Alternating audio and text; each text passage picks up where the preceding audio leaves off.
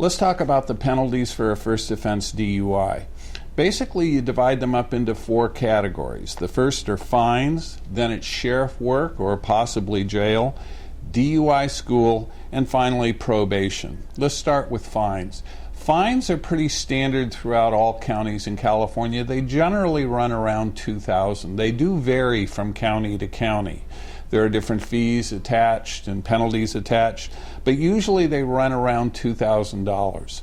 You don't have to pay it all off at once. Every county allows you to make payment plans. Most of them allow you to do so without interest, just paying principal, which is always a good thing. Jail or sheriff work. They don't want you in jail if you're a standard first offense DUI. They really don't. They don't have room for you. How much sheriff work will you have to do? It varies from county to county. In Santa Clara County, it's as much as 6 days for a first offense DUI or more. Actually, the minimum offer right now is 6 days with 1 day credit, which nets out to 5. If you just go across the border into San Mateo County on a first offense, it's like a day of sheriff work. So it varies from county to county, but it's always sheriff work. You can put yourself in jail if you get angry with the judge or you act out or you do other things that cause them to get upset with you. And then there are certain enhancements that can put you in jail, and we'll talk about those in a few seconds. Probation. Probation in most counties is 3 years of what they call informal or court probation. Some counties make you do 5 years of informal or court probation. What is informal or court probation? It means that you don't have to report to a probation officer. It means that you agree to do 3 or 4 things depending on the county. The first one is you have to obey all laws. The second one is you have to submit to what they call a pass test, a roadside breath test, on demand by a police officer for any reason. Up to now, you've had the right to refuse that on constitutional grounds. You're giving up your right to refuse to do that. And then you have to agree to drive according to zero tolerance rules. That means that you cannot drive with any measurable amount of alcohol in your blood.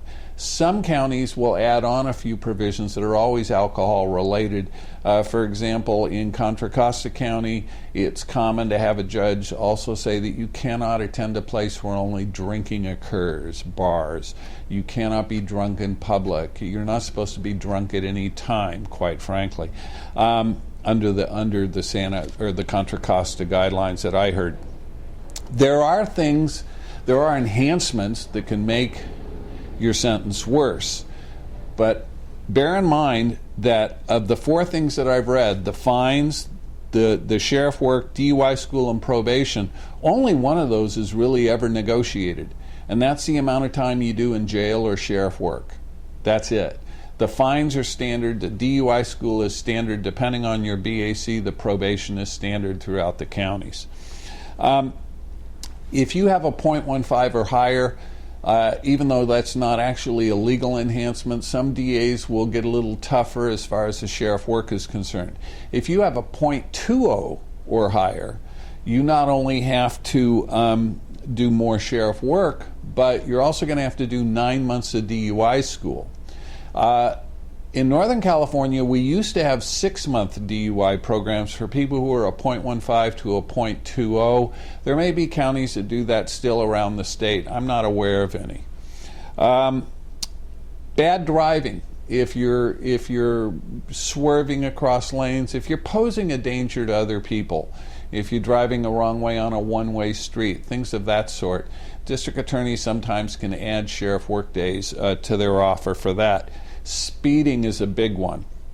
If you're doing 30 over the posted speed limit on a freeway or 20 over the posted speed limit on a city street while driving under the influence of alcohol, there's a statutory mandatory 60 days straight time in jail.